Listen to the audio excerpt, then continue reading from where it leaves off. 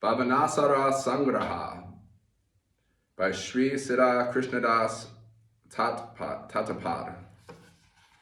Period 1. Pastimes at the end of night. 3:36 a.m. to 6 a.m. Nishanta Lila. Om Namo Bhagavate Vasudevaya. Om Namo Bhagavate Vasudevaya. Om Namo Bhagavate Vasudevaya. I was born in the darkest ignorance, and my spiritual master opened my eyes with the torchlight of knowledge. I offer my respectful obeisances unto him. His powerful shoulders resemble a lion, an enchanting smile adorns his beautiful cheeks, and moment to moment his divine body transforms in ecstasy due to Madhurya Ras. His beautiful complexion is more dazzling than a golden lotus. May that Lord Gauranga, the unified form of Radha Madhava, protect you. Chaitanya Chandramrita 13. May the lotus feet of Puta Nari always protect us. Krishna's delicate toes resemble the petals of pink lotus, and his slender ankles resemble the stalks of a lotus. Sham's lotus feet hold the honey of his devotees' faith.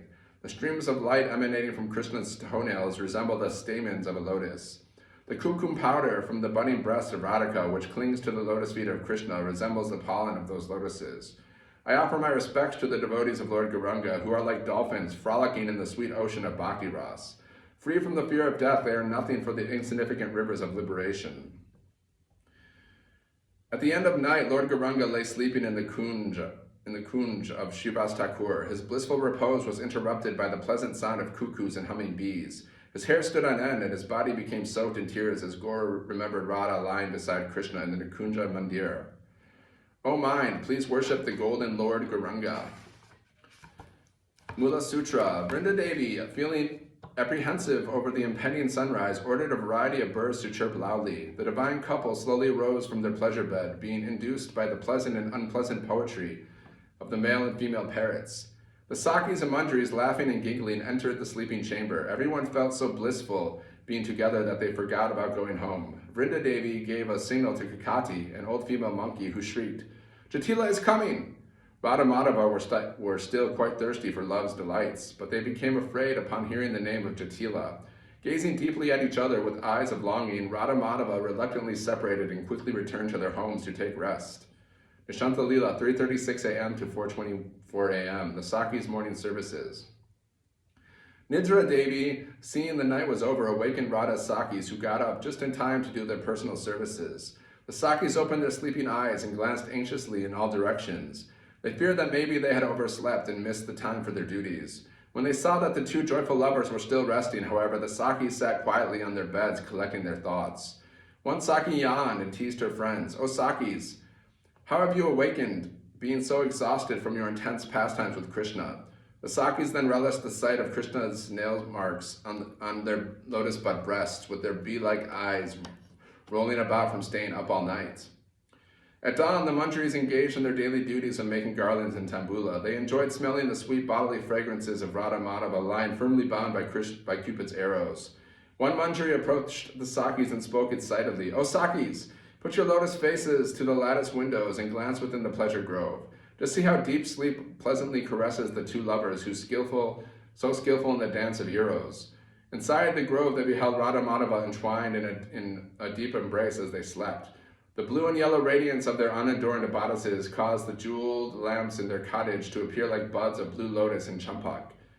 Krishna Bhavanamrita 1.1 to 9.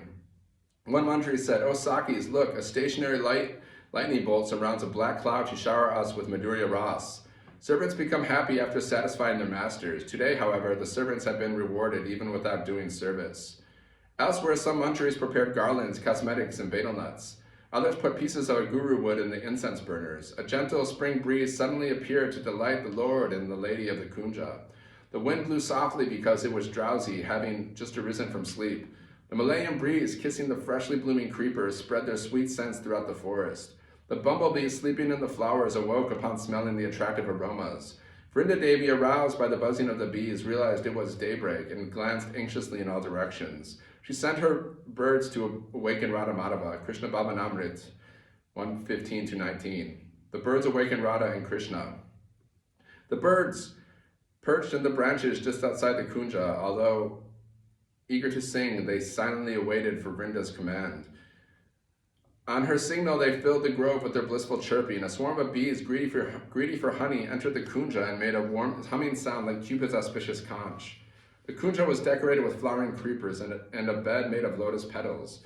A group of female bees, maddened from drinking honey, helped to wake up Govinda by buzzing even louder than the ringing of cymbals, suggesting the joy of love. A flock of cuckoos repeatedly sang, "Coo-hoo, coo-hoo," in the highest fifth notes.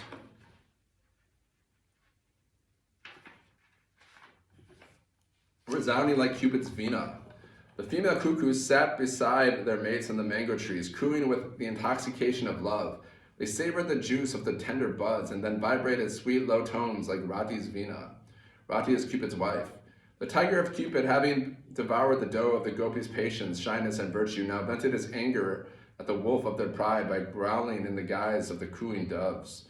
The peacocks cried, "Kika, kika," to awaken Radha Govinda by proclaiming, "Who, K, except Krishna can lift the mountain of Radha's pride, and what, Ka, other girl except Vrishabhanu Nandini can chain down and control the mad elephant named Krishna."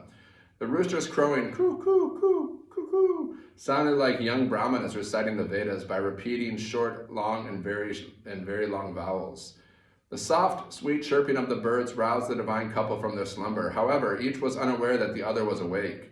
Radha and Madhava were afflicted with the thought of breaking their tight embrace, so they closed their eyes, pretending to sleep. Govinda Lilamrita, 112-21. Shukadeva, in a abode of matchless Bhagavat Prem, sang the beautiful Bhagavat verses to glorify Lord Krishna and to enlighten the people of the world. Vrinda's two pet parrots, Daksha, skillful, and Vikashan, wise, recited verses to wake up the master of the universe, Krishna Bhavanamrit, 128. Daksha said, "O most learned in all the arts of Cupid, O nectar for the gopis' eyes, O mad elephant sporting in the stream of your beloved's affection. You inundate the whole world with immense sweetness, O ocean of Ras. It is not proper that you are sleeping now, savoring the bliss of your lover's lips. The night, well known as the giver of momentary pleasure that fulfill your desire for love, is now ending your love festival with its departure." Krishna Bhavanamrit, 130. Vikakshan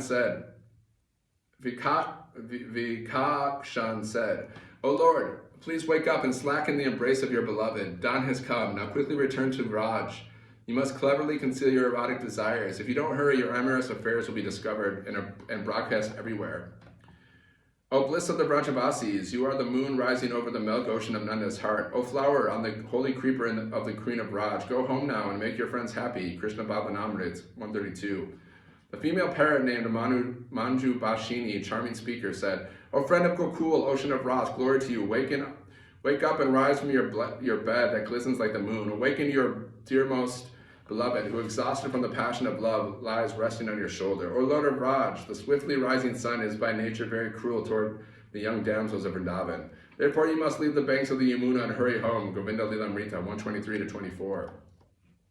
As two dice, Shari, are always present during a dice game, the two Shari birds, parrots, Shubha and Shukmadi, are always together during the love affairs of Radha and Krishna. The birds said, "O delight of Vrishabhanu, all glory to you. Your charm and wealth of love astonish all the women in the three worlds." Krishna Bhavanamrita, 133.